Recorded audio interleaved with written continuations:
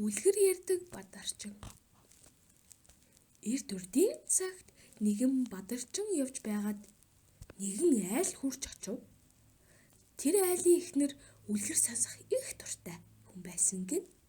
Тэгээд тэр айлын эхнэр Бадарчинд "Та манад хотод яв. Надад сайхан үлгэр ярьж өг" гэв.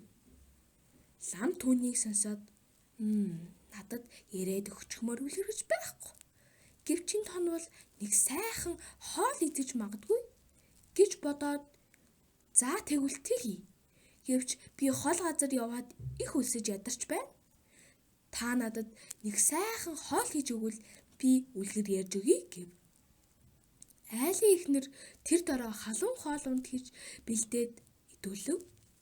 "За багшаа, үлгэр ярьж хайрл" гэж хэлсэнд Бадарчин "Би одоо орондоо орж байгаад тавтай сайхан ярьж өгье" гэв.